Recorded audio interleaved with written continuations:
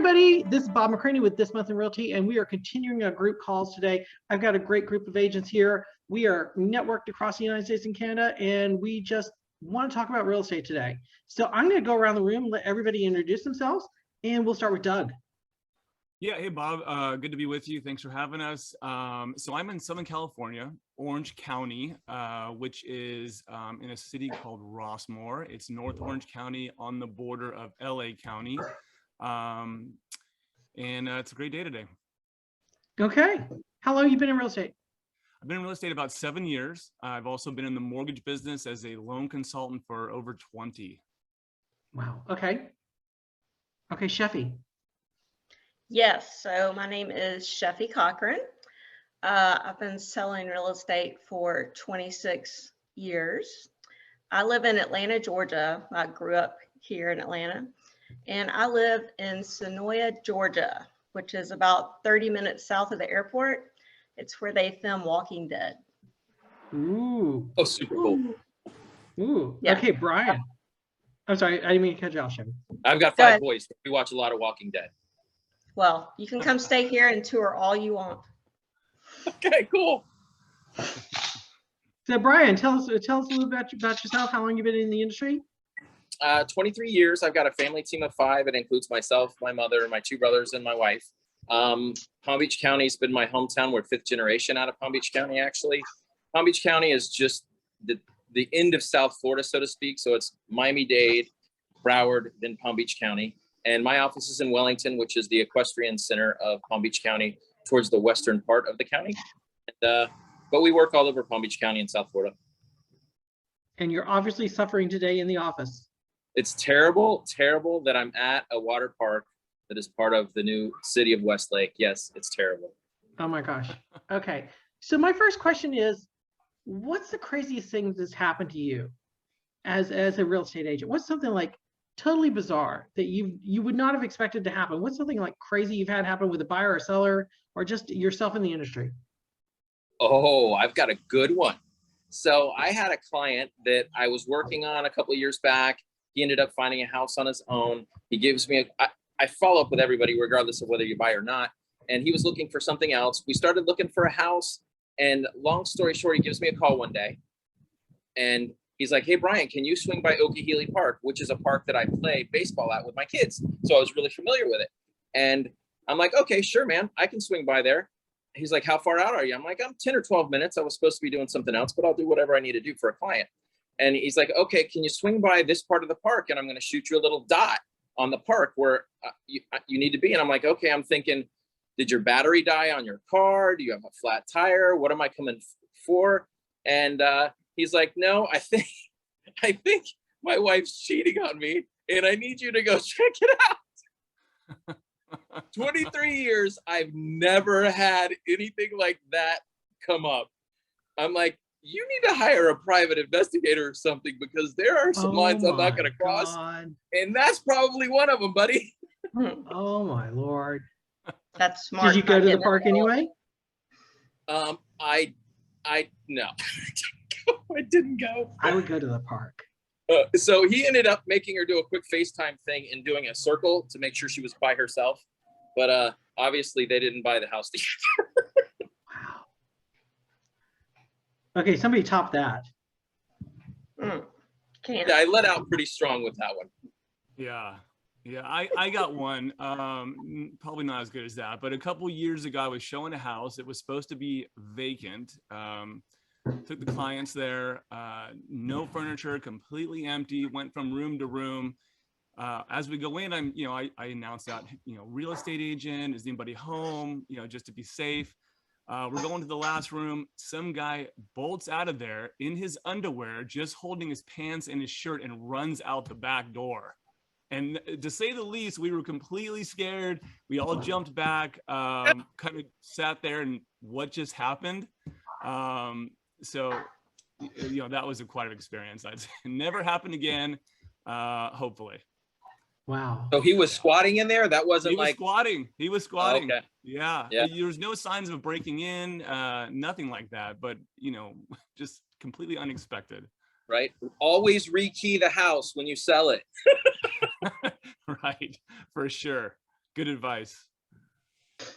Sheffey, you got something for us? I can't think of anything off the top of my head. I probably will tonight when I'm not talking to you, but I can't think of anything. How about you, Bob? I've actually had a car accident with a client in the car. I've actually accidentally rear-ended a client in front of me. I usually have the client follow me, and this client got in front of me and accidentally rear-ended them in an intersection. I've had the same story a lot of people have. You walk into a house and people are in bed together and you hope they're sleeping, but you didn't. You know they were not sleeping. Yes. And I've shown a house with a loaded handgun on the dresser. Oh my. And we're like, everybody just step back out of this room. We don't want to touch anything that could be evidence later. Just leave. So this is the stuff they don't tell you about when you go into real estate school. The crazy Definitely that not in the happens. real estate manual. Right. So which leads into my next question. What's something you wish you had known before when you got into this industry? Be organized. Ooh, that's a good one. Tell me more about that. So I'm a great salesman, bad with organization. If I would have been more organized, I could have sold a lot more real estate. They push sales so much that that's not necessarily where they get you to focus on the most. And I think that's what suffers until you can't sell until you catch up on everything else. And then you lose clients because you're not selling. Right. So I wish somebody would have said, hey, get somebody to do your paperwork or pay the front desk lady to do all your paperwork for you. And without a doubt, having an assistant, yes. I should have done it years before I did it. Yes. And I ended up sharing one with my mother to be able to initially, in my mind, afford it. But I made so much more money freeing up the time because I'm not organized at all. I need somebody to pick up the pieces. I just like to sling and then have somebody behind me kind of picking up all the brain damage that I leave behind. But I sell so many more homes. And I actually, last year, I put my girl that was on just straight salary. I started bonusing her off on each individual sale. So it kind of kept her from the mundane. She was excited to see when I mark off the next household too, because, she got a piece of that deal. So for sure, that's a big deal. And like you said, you think you can't afford it. Like you can't justify it. But then once you do justify it, you finally get it. You're like, wow, I can actually go on vacation and not be on the phone the entire time or, What is that like? Oh my God. So Brian, what would be your piece of advice? What would you have wanted to know? I'm a shiny object chaser and I've worked hard and you've actually helped me in that front. But truthfully, the shiny object was always, how can I do this easier? And what I found over the years is just getting the hard part, which I think everybody would probably say the hard part is making your calls, making the grind happen. If I would have just known that's the route you had to go to be successful instead of trying to find the easy way ended up being what I thought initially was the hard way, which is just the daily grind of making your calls because I always want to go, chase the shiny object. So that's a big deal. The one other piece that I added last year that's helped me out a lot is a buyer's agent to take on the stuff that it was lower end stuff or things when I'm out of town that I could hand over just so I didn't feel like I was letting a client down. That was a big deal for me. Having somebody there that could take the overflow or take a client that was referral to me that I would normally take that wouldn't make sense time-wise because it wasn't a higher dollar purchase, but I want to take care of them because they were referrals to me. So that was a big deal. So assistant, and then having a buyer's agent that I could give some of the product or pieces of the puzzle that I couldn't afford to take on, but still wanted to take it. Okay. That's a great point. Doug? Yeah, I would just follow up with what Sheffey and Brian said, staying organized and having a routine, because real estate will really take you in different directions throughout the day and the month. And if you lose the day, it's just hard to catch up. You really got to prioritize the important things that that make business actually generate the business. Also hire a coach. Yes. Yes. So No shameless plug there, hire but Bob you're right. as a coach. Well, I don't own the coaching company, so there's no plug there. It's fine. I agree with everything y'all have said. A relentless time blocking, have a coach, have a mentor in place. I wish I'd done that years ago. I always thought, and this is kind of the silver bullet, lucky penny sort of ideology. I was told when I got into real estate that if I went and got my CRS designation, your phone will you'll be set for life. If you get your GRI, you'll be set for life. Yes, If you get your I was told broker's that too. exam and take your broker's Yes. exam, you'll be set for life. What set me for life is that I'm always going for the next level, it's not getting that level and suddenly your phone rings forever and you're just going to be amazing. It's that you're always growing to the next level that kept Right. me going. And I'm sure back in the 70s and 80s, it's like getting your CRS. I'm not saying don't get it. It's great. But they all used to refer just to each other and you had a phone book of CRS people and that's what you did. Nowadays, there's so much more diversification in agents and lead sources. I think for me, it's always achieving versus getting to this level. And so that's what I wish somebody had just told me was just, great, go get those merit badges, but don't think that you can rest once you get them. Keep moving. So anyway, sure. that's my thought. I wish somebody had set me down and said that, because HGTV makes it look too easy. So True. there's the next question. Is it too easy in your state to become a licensee? Yes. Yes. I think it. Yeah, I think so. Yeah, I think Florida, y'all just, welcome to the state. Here's your real estate license. Actually, I've got a guy that's right now. I tried to bring on. He failed 3 times, and he's got to wait 90 days. So it's not easy enough. But the other piece of the puzzle that you kind of alluded to is what they teach you at the school to pass your test has very little in Florida to do with how you really have to do real estate. It's a wholly new training once you get the license to really be able to do real estate. Do they teach you how not to get, sued, but do they teach you how to do real estate? Yeah, they don't. They don't teach you how to do real estate. Doug, what do you think of California? I mean, California and Florida both are known for having multiple agents everywhere. Yeah, I think the stat goes up and down, but maybe like 1 in every 5 is a real estate agent, it seems like. And they say if you don't know at least 5 agents, you probably don't have enough friends. So it's I don't know if it's easy. The test is not easy, but I think implementing some sort of mentorship would be good for everybody, for clients, for agents, just to like in plumbing, they have an internship, a mentorship, so people understand what they're getting into, as opposed to just diving in. And I think what's the statistic Tom Ferry puts out, like 87% failure rate.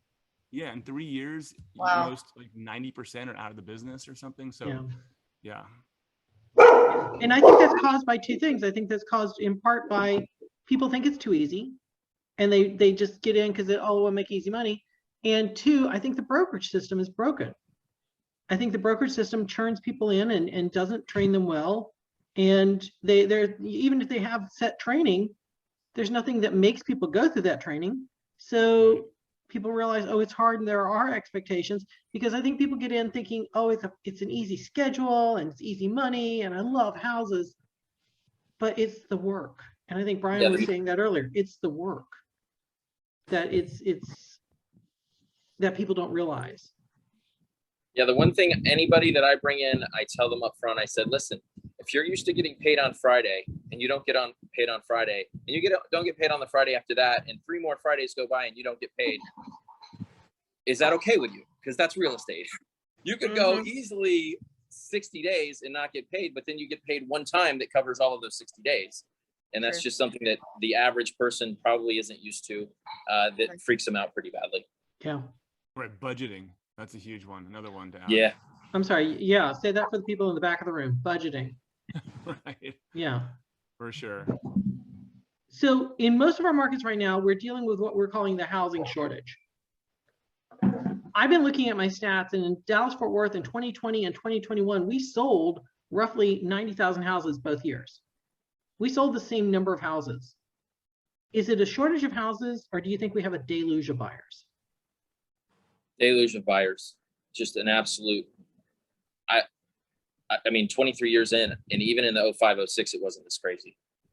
And the cash buyers that are out there in my market, and I'm sure they're everywhere, but they just come from other places that they sold a house that was $1 million plus that they bought for 300 15 years ago, and now they're coming down here and they think ours is cheap. I actually did I saw a stat that said the out-of-town buyer as opposed to the in-town buyer had 28% more buying power than the in-town buyer. And that's really what my problem is down here. Getting people that live here to understand that it's not what you think the house is worth. It's what the guy that's coming from New York, Connecticut, and California think this house is worth. So you've got to bid in that regard. Interesting. Good point. Good point. That's how our market is too, because we have Marvel Studios. It's about 30 minutes from here. It's Pinewood Studios and Tyler Perry Studios. So you have a lot of people coming here, coming from California, LA, everywhere, and they're selling their house and they're coming down here paying cash, you know, $1 million for a house because they just sold something up there for, you know, that was 1,200 square feet. They can buy something here that's 5,000 square feet. You know, McMansion for the same money. Yeah. Oh yeah. Oh yeah. And they'll pay, you know, I had somebody pay $42,000 over asking price, and the asking price was 800,000. That was overpriced, but they paid all cash. And I was telling the other people who put bids on it that they're all cash out of town buyers, like you're saying, that they can do it and they don't care. Yep. You know, they don't care because it's nothing to them. So. Yeah, Doug, you got an opinion on this one? Too many buyers. Well, not too many, but also just a shortage of housing. You know, I think from the 2008 Great Recession, I think it shut off a lot of building, and they're just working on catching up. And with inflation, it's, you know, even builders are struggling to build enough housing. Yeah, here and there's not a lot of land around California that's livable that people want to live in, so that makes it tough. Yeah, and I think one thing we also need to look at is the number of houses that fall out or get destroyed. You've got massive fires. I live in a state that's affected by hurricanes. Brian's affected by hurricanes. Atlanta, I'm not sure what, you know, y'all are kind of tornadoes. Okay. The number of houses that get destroyed in a year, that just depletes the pool of houses even more. And there are people who were not expecting to be buyers and sellers who are suddenly like SOL. So the more Mother Nature gets pissed off at us, the more this is also going to exponentially increase. So one thing I've been worried about, and this is something that else I think is affecting our industry, is the postcard buyer, the iBuyer people. They're going for the lower end of almost every market. You know, in our market, they're going mostly, you know, $300,000 and under. And if we have a listing at 300,000 or under, you're going to get 18 or 20 offers. Most of them will be so poorly written we couldn't accept them if we wanted to, because they're just churning out offers every minute. It's true. But they're taking that starter house that the young couple or young person is going to be able to get into and live in for 5 or 6 years and then sell and then move up, and they're on that wealth ladder. They're taking that wealth ladder away from the younger generation. I know Brian has 5 kids. I know Doug, you've got kids. All of you have kids. You're going to be locked out of getting into the wealth ladder the way we did. Is that something you think in 20, 30 years is going to show up in society? Is like, we've got a lot of people who didn't get in. Well, you've got that going on in Europe now. I mean, most of those Europeans don't own, they rent, right? Because the house was built 200 years ago and there isn't enough houses to be built for them over there. So I don't want America to become that kind of situation, but South Florida's heading that direction. We do have a lot of hedge funds with a lot of hedge fund money here, buying up specific tracts of homes, basically Lake Worth Beach, which is really one of our best beaches in Palm Beach County. They buy everything close to that beach that they can get their hands on. They could be little shacks, 700 square foot little 2-1 bungalows, and they're paying massive dollars for them. What about you guys? I mean, that's a good point. I've never really thought about it that way, but you're completely right. That there's going to be a lot of rentals because of how they're buying the houses that are 300 under. I mean, you can't have a house, and you will have 19 or 20 offers on a house like that. Are you guys seeing multiple offers on rentals and they're going over ask? Because I've got that in my market. I just listed one fully furnished today for $3,500. And I would say I'm going to probably get 3 offers that are over that. Yep. Yeah. I experienced that. You know, I would just add also, you know, this kind of frenzy feeling is what a lot of people felt in 2005. And I remember my wife saying, if we don't get a house now, we're never going to be able to get a house. So I think there is cycles to the market. There obviously wasn't the iBuyers back then. So it's going to be interesting to see how things evolve. But, you know, there are cycles, and who knows what the next cycle will be. But I think there'll be opportunities for people to get in. It just feels really tough right now for first-time buyers. For sure. So speaking of cycles in real estate, what do you see in the next 5 years? What's the next big thing in real estate? That's what we have you for, Bob. Right. Oh, way to bounce the question back. No, seriously, what do you think might be around the bend? Obviously, we have compression in commissions. We have interest rates rising. Mm-hmm. Where do you see this industry in 5 years? I think I see it with a lot less agents. Oh, yeah. Agreed. Just like when the market crashed. I mean, all the agents who thought it was all great are gone. Mm-hmm. And the seasoned agents that know what they're doing are the ones that keep going. But I think as far as it's like the discount brokers are going to be where everybody's probably going to go. And I think we're going to have to try to fight that and alter our business to that. We're gonna have to show our value more. It's the Amazon effect. Yeah. Yes. You know? So what do you say to somebody who says, well, I shouldn't pay you a commission, you don't really work? I don't know. Nobody says that to me. Good. You'll smack them. Yeah, I haven't heard that either. So, Do have a lot of people, you were saying what's next. For the first 3/4 of my career, I didn't ever sell a property that somebody didn't physically go see.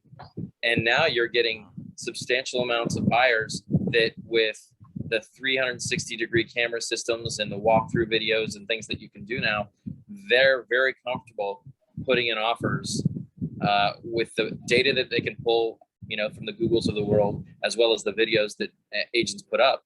They're pulling triggers on $1 million houses and then catching a flight. Yeah, I agree with that. Something I never used to see, ever. Do we need some form of release that says, hey, you're buying this house I haven't seen and you're okay with that? You know, you don't kind of, I mean, if I've got other offers, I don't like to take those offers because they could literally just walk down the street and say, hey, I don't like the neighborhood and I'm out. Right. But those people usually throw so much money at it that you have to at least let them fly in.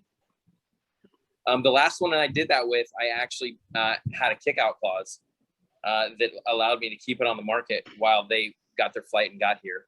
And it turned out that they loved it and they closed on it. But I just didn't want to tie my client up with somebody that hadn't physically seen the house. That's smart. I take the due diligence out once they sign. Do you guys have in either of your markets where they have to put option money down? Yes. We don't have that in South Florida yet, but I do see buyers, agents, because it's so hard to get a deal done, they're shotgunning offers out. And then you get kicked out before you even have an inspection within 24 or 48 hours because they got more than one home. They don't tell you that, but that's exactly what's going down. And I suspect that option is why they did that in your markets whenever they did it, was to keep the shotgunning of offers out.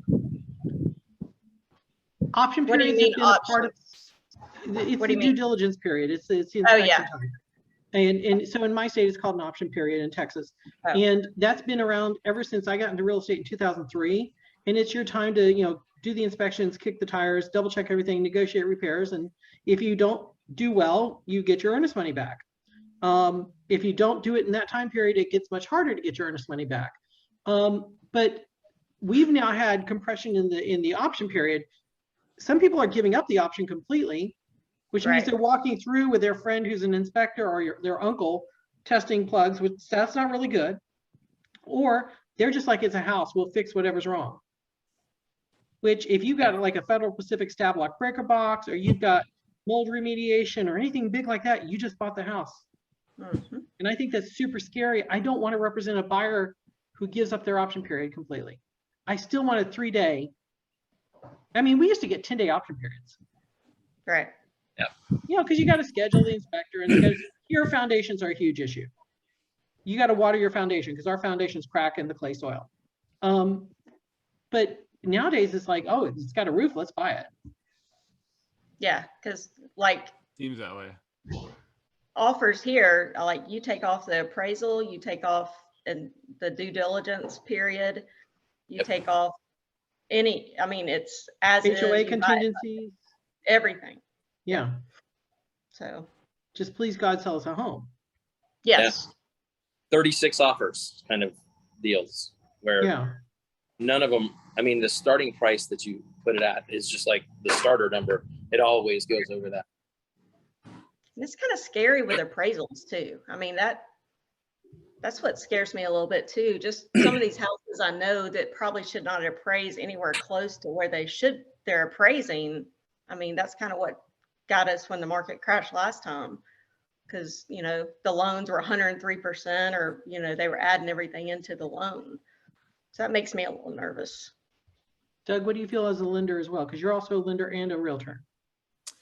Yeah, I think appraisals are an issue. We have there's a big separation, you know, as far as loan consultants being able to talk to appraisers and being able to any kind of influence at all.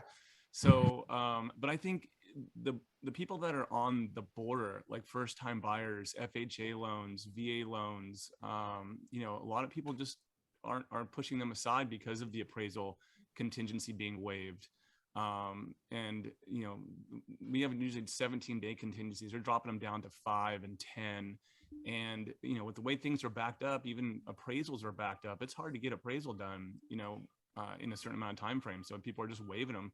And unless you have a large down payment, which FHA borrowers typically don't, or VA's 100%, it's just not going to happen. The market's really tough for them. And the fact that rates have been going up.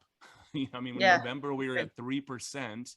Now we're, you know, in the mid 4s, sometimes high 4s. You know, on a $500,000 loan, let's just say that's over a $400 increase in the monthly payment. So that hurts. So one thing I've been talking to everybody that I'm coaching is, let's look at your MLS and look at houses that have been on the market 60 days or more. There's still houses that are not selling. Mm-hmm. Let's look at condos. If you don't have a large family, you could possibly make it in a condo for 3 or 4 or 6 years.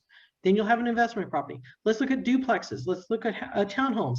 Let's look at the parts of the market that are not moving, single family, you know, 3-car garage houses. Let's look at what we can possibly get. Maybe we move out 45 minutes out of town because COVID has taught us that we don't have to live right by our work. And I don't know about y'all, but I'm finding things in our MLS that fit that.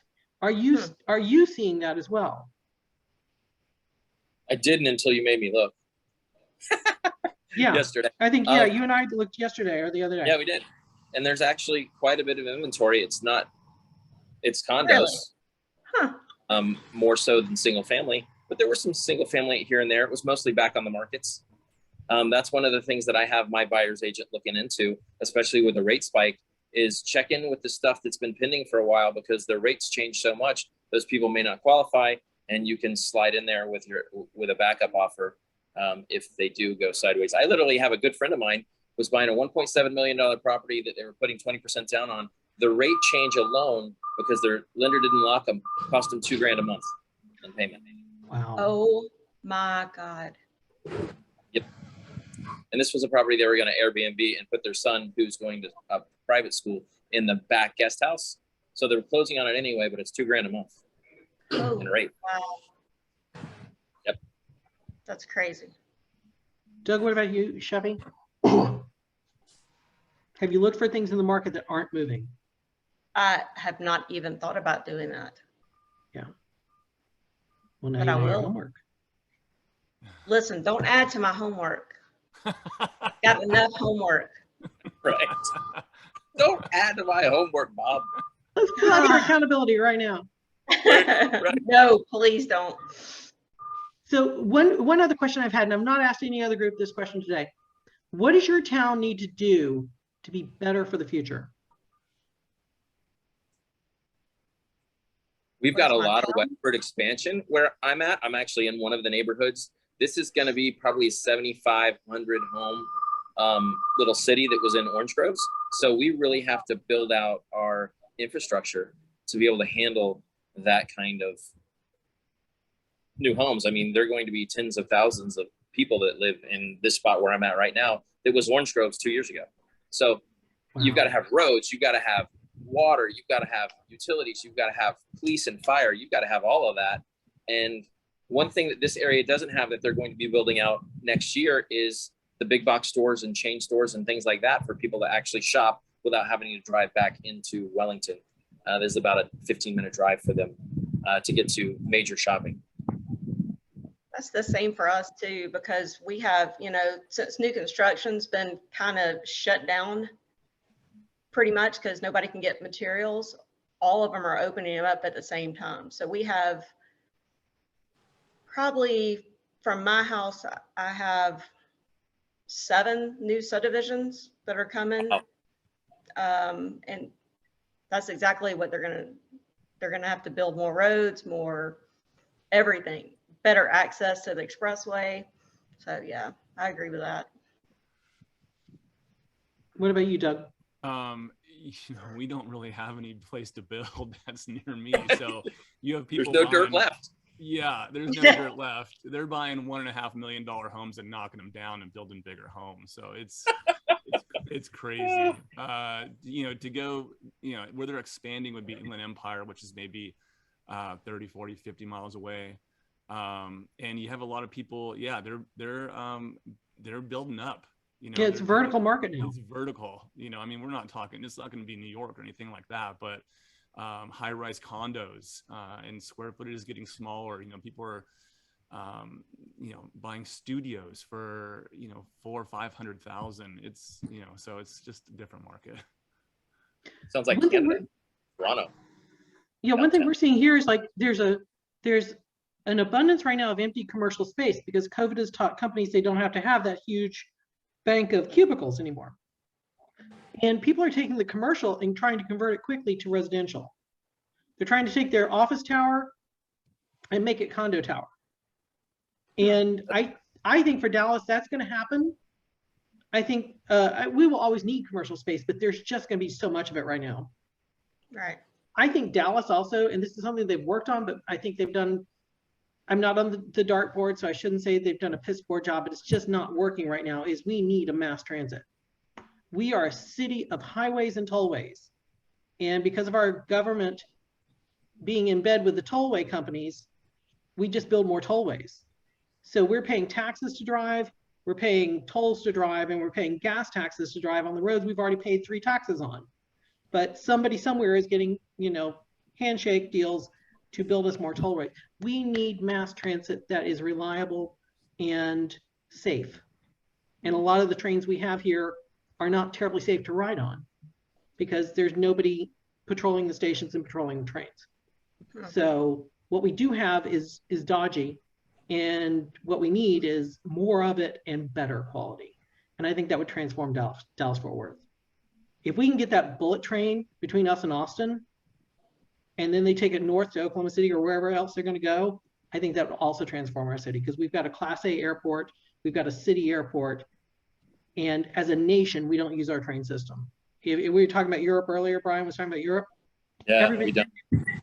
Nothing compared to Europe on the train front, right? I mean, it's all electric. It's not going to pollute anything. It's just like, it's just there. We don't have that infrastructure because we're such an oil-based infrastructure. So I think for us, Dallas Fort Worth, we need much better mass transit because our highways are jammed packed. We're not quite as bad as LA. No. Sorry, Doug. Atlanta's pretty rough. No. Come to Atlanta. LA, you'll feel better about where you live. Yeah. Yeah. It takes you an hour to go 15 miles in some, in rush hour. Mhm. One thing I wanted to add that we're doing in LA, Orange County, is they're giving the option to add ADUs, which is an additional dwelling unit. Oh, Yeah, so which they would have never permitted this on a lot of these properties because of the shortage in housing. So, for example, I have a 4-unit rental in Long Beach area, and I could add 2 additional studios.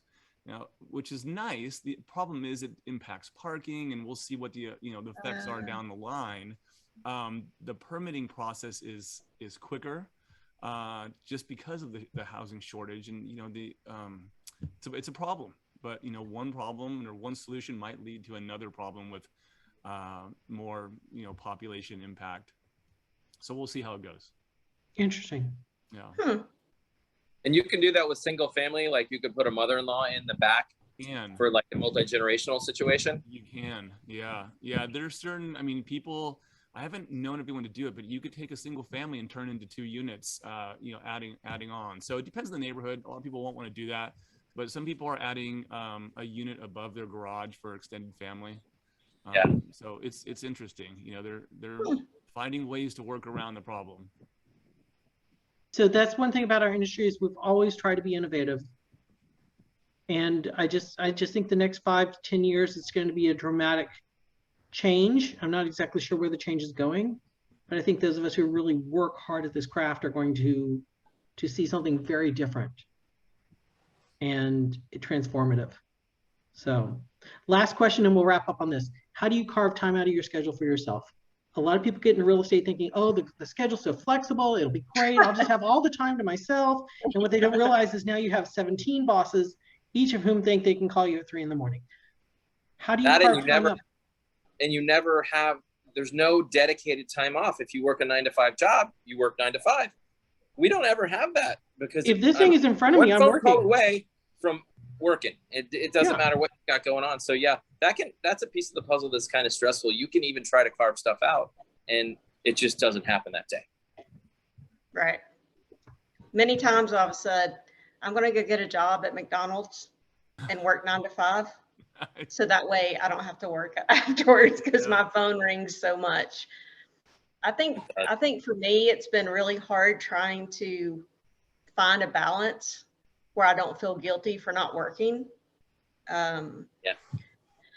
So I recently had knee surgery, and it basically made me realize that I need to find stuff to make me happy. Instead of taking a client to lunch, I need to do something for myself. So I'm getting there slowly but surely, but the guilt of, yes, I could be doing an hour of work so I can get it done. It's getting easier. When you do self-care, people will tell you how disappointed they are that you didn't do what they wanted. Yeah. And that's on them. Yeah. That's on them. Doug, how do you carve time for yourself? I'm sorry, Sheffey, I didn't mean to cut you off. Except when it comes to you, we have to do what you say. I'm still working on carving time for myself. I have a lot of, I have 3 girls. They're involved in sports, so when I'm out there coaching things like that, that's my time off. And then I'm with you. Same deal. Yeah. So between that and work, maybe some sleep here and there, there's just not a whole lot of time left. But balance is a big thing, and it's hard to do. It doesn't seem like it would be that hard, but it's one of those things. Again, if you have a new agent in the business, like you said, it's balance. It's incredibly difficult. Yeah. It's incredibly Real difficult. vacations never happen. I mean, once you feel guilty and stressed on vacation. Yes. You want to be busy in your life? Tell people you're going on vacation. Yes. True. I'm leaving on this date to fly here. I need you to show me a house right now. Really? Where were you for the last 6 weeks? Right. Oh, but you're leaving. I need to catch you before you leave. Yeah. And here's 3 offers, by the way. And everything hits the fan right before you go on vacation. Yeah. I don't know why that is. It just seems that way, or it really happens.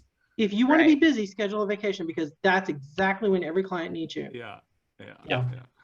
Okay, guys, thank you for being here. Thanks for being on this episode. I'm going to probably shake this up every quarter or so and have different groups of people. I want you to friend each other, refer to each other, and thank you for spending the afternoon helping educate people. Sounds good, guys. Thanks, Bob. Thanks, everyone. Bob. Take care. Have a good later. weekend. Bye. Bye.